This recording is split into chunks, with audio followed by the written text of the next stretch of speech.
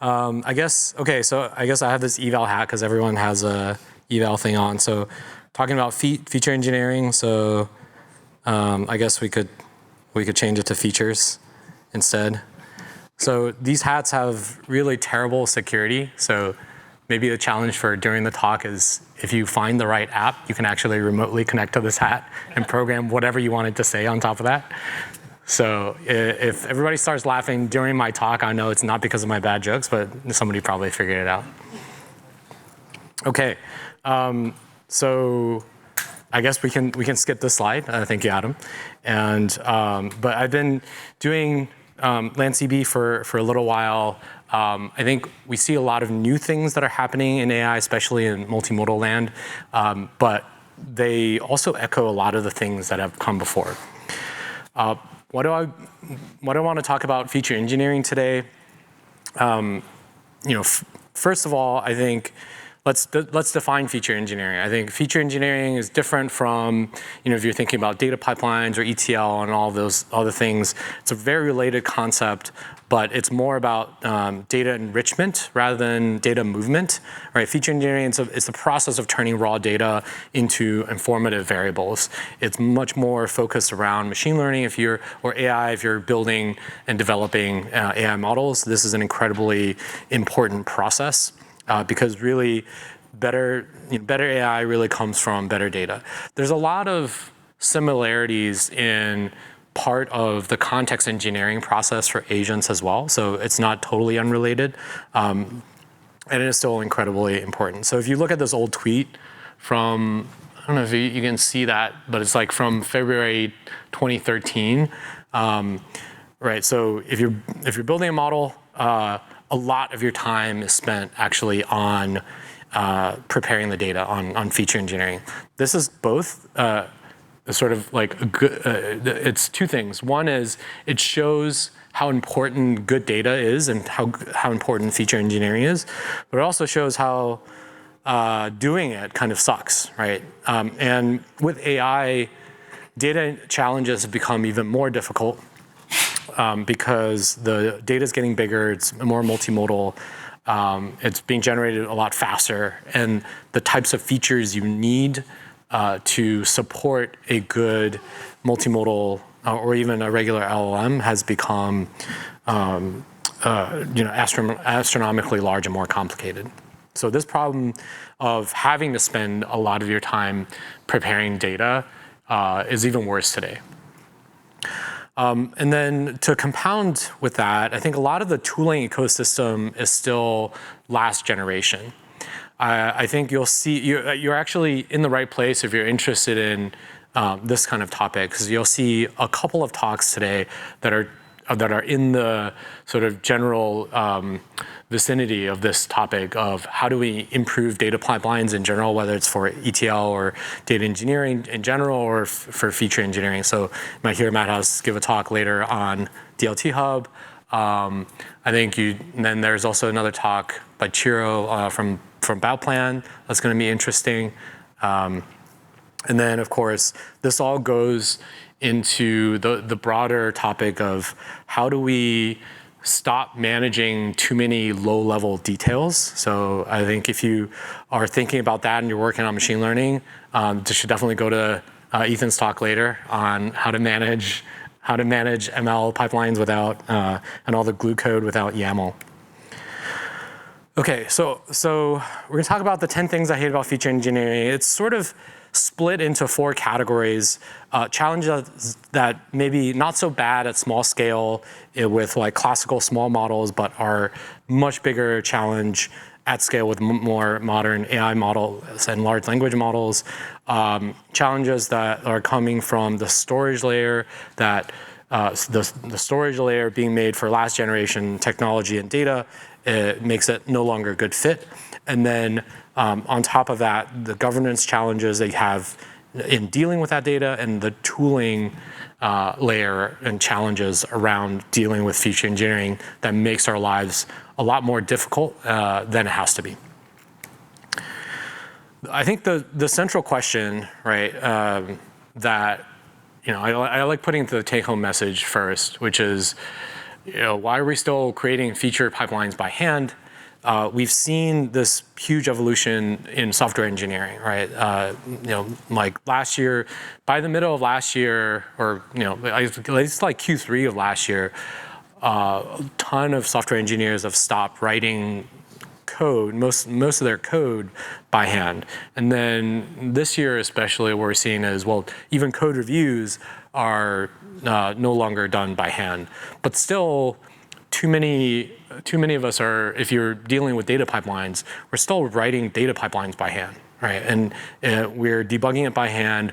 And a lot of that is because, it's not because the model capabilities aren't there, but a lot of it is because of the primitives that underlie how we work with data infrastructure is not conducive to how an LLM would craft together a feature pipeline. So that's what really this talk is about, is thinking about what are the primitives that we need to have solid foundations so we can no longer have to write any data pipelines by hand. Okay, so number one challenge is, okay, I just created a new feature and now I have to copy 10 petabytes of data, right? So if you're using something like web data set or even Parquet, it's kind of the same problem. It's very easy for you to write a piece of code that's like generate and compute this new feature, but when you run it, what you face is, well, how do I add it to the rest of my data? With the existing technology out there, what you're having to do is download a bunch of data, write a call, and either write completely separate files, which creates a huge management headache, or you have to rewrite your entire table. Now, if you're training classical and machine learning models and you're dealing with maybe like tens of thousands or hundreds of thousands of rows, it's not, and only small data, that's not as big of a problem. But if you're dealing with petabytes of data, if you're dealing with multimodal blobs, that becomes a huge problem. A second closely related scaling challenge is a lot of feature engineering pipelines and jobs that are being run today are done through distributed engines like Spark and Ray. And if you're looking at something like a Parquet here, which is what you see, you're either optimizing the Parquet writes for your narrow columns, or in which case your Spark job is going to be running out of memory a lot, or you're optimizing it for your very large columns, in which case writing those small columns and computing on those small columns become interminably long, right? So both those are like really bad challenges because the existing data infrastructure forces you into making bad choices. Now, somehow you've got this data pipeline, you've got it to run, you've created this new feature. Now you got to decide where to put it. That's another thing that I hate, right? So if you have blobs today, then you're okay. I'm going to put it on like as raw files on S3 or something like that. Now, if I extracted captions, or if I extracted maybe some metadata, I might put that in. Maybe I'll put that in Postgres, or maybe I'll put that in like Redshift or something like that, or like an OLAP engine where I can run some queries and do some data exploration. And then if I need to search over this data, need to do data curation or whatnot, then I need to think about putting that in some sort of vector database. But the vector database itself is usually not your source of truth. It's more of an index, right? So you're probably managing that data also in S3 somewhere. So you have this offline store, and then you have to move it and sync it to your online store. And then if you're training, then maybe you're storing your features and the actual training data in some other format in your training lake, be it TF records, web data set, or whatnot. So there's this big sprawl of data depending on what kind it is and what you're using it for on traditional data infrastructure. And you always have to remember where to put it. And sometimes you have to put it in multiple places, and you have to keep that in sync. Okay, and then And let's jump ahead. So now I've got it written. Now I've got a system that looks kind of like this that I've put together. What's the next step? A lot of the downstream use cases are like search or perhaps training, for example. And if you're using something like Parquet, it forces you to make trade-offs for when you write. So if you want to do global shuffles when you're doing training, you can't really do shuffles ad hoc with Parquet. So what a lot of people are doing is you're pre-shuffling the data, then write in partitions so that the GPU can essentially scan, so the PyTorch can scan through that data set and it's pre-shuffled. But what if you want to change how it's shuffled? What if you want to actually support search instead? You're going to have different copies of your data or have to rewrite that, and it becomes a huge challenge. So the sort of the general class of problems that we want to solve is that with this kind of data, read patterns are tightly coupled to your write patterns, and they're not very flexible. Okay, so now somehow we've fought our way through all of these problems, and we've gotten a whole pipeline in, and we start building on top of this. And then now we start running into lots of other challenges. So 6 months down the road, you're like, well, I swear there used to be some column, right, called clip embed final or something. But maybe I didn't remember, like, where did it go? I don't see it on the current table, right? Was it accidentally deleted? Or did I misremember? Maybe my table has 100 columns or 300 columns, and I just misspelled it, right? So how do I not just search and discover what data is available, but maybe what happened to that piece of data and think about the evolution of that throughout history? And then data governance challenge number 2 is, okay, so something's wrong with the latest version, right? You run a feature engineering job, you ingested some new data, you ran the pipeline again, it finished, but then you notice something's wrong, right? And maybe you didn't discover that until later. So now you see something's wrong, and you have to figure out what went wrong. How was it computed? What did the code look like? When did the job execute? Did anything go wrong with the job? I computed this feature with a UDF. Did the UDF change, or did the state change? There are all these questions that you want to answer, and most of the technology today doesn't make it easy to leave and collect all the breadcrumbs you need to be able to get to that kind of reproducibility. Okay, yeah, and then a couple of the additional challenges here on the tooling side. Now this is where we get to sort of developer productivity and also agent productivity. So number 1 is what I call death by 1,000 paper cuts, right? So every new data pipeline. How many of you have written data pipelines before? Right, almost everyone, right? So has anyone not dealt with like all of the problems that are listed here? Right? Every new data pipeline, there's boilerplate you got to write. If you're calling like embedding pipelines, or if you're calling an LLM API, where you're worried about rate limits, your token limit, context window size, maybe APIs have changed, or you're like managing retries or node failures, or you're running some of these jobs on spot nodes that can go away, and if you're not careful, it's like you leave some pipeline running and you didn't manage retries carefully, and over the weekend your like OpenAI bill just went up by like 50K or something like that, right?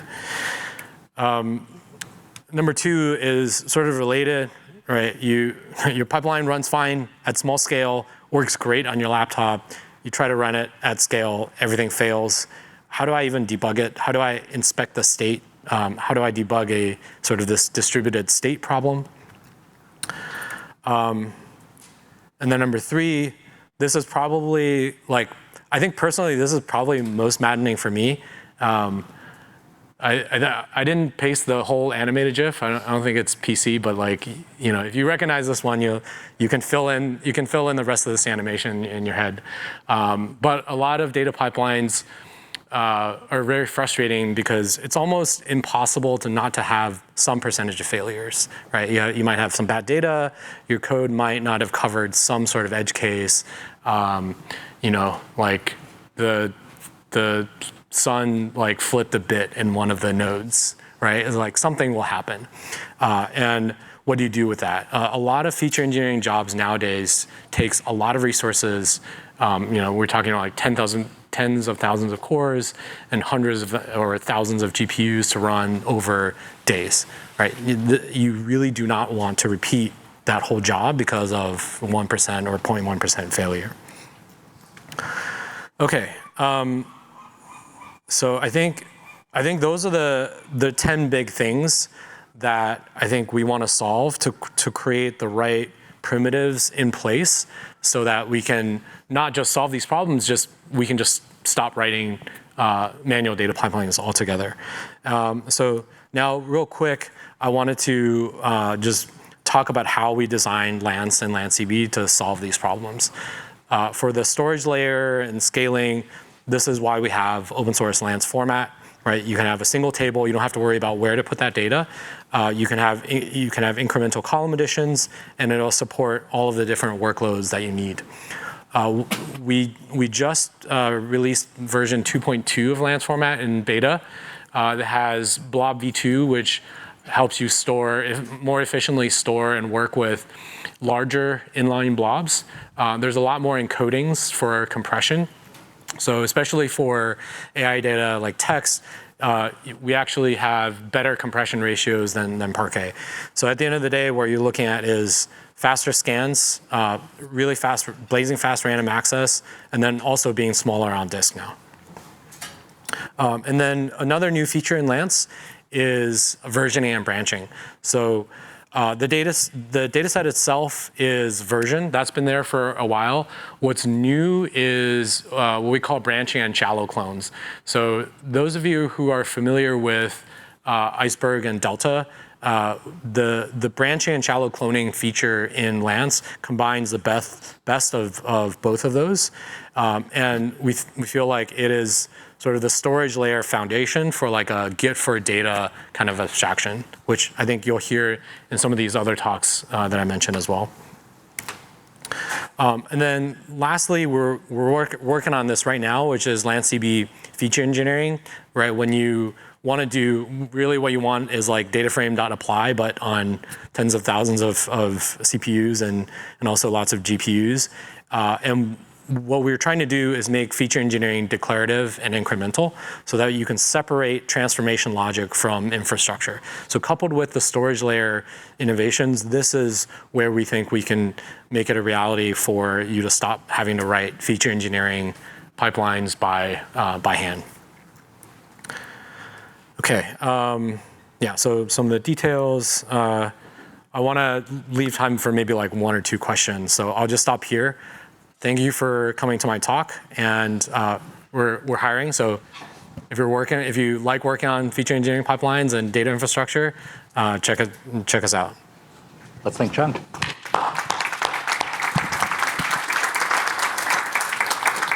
What questions do we have? We have time for maybe one or two.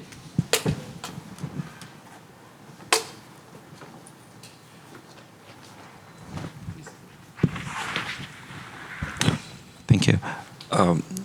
For those of us who are working on AWS, how does the compression rates compare to like out-of-the-box features that S3 provides, like S3 vectors or S3 tables? So was the question on how does the compression rates compare?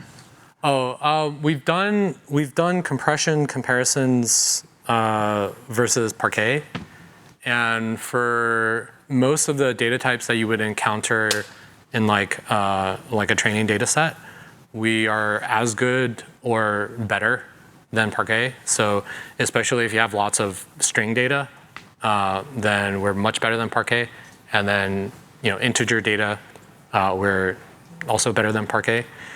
If you have multimodal blobs, so like if you have images, those are compressed at the record level, right? Like if you have JPEGs, that's already compressed. So if you doesn't really matter if you add higher level compression on top of that.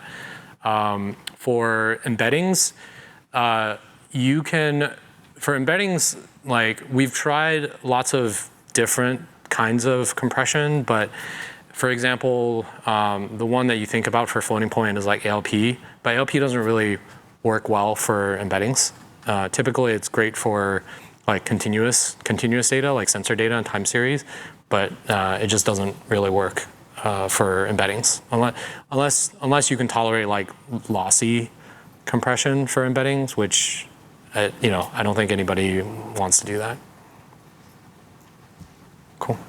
Maybe one more.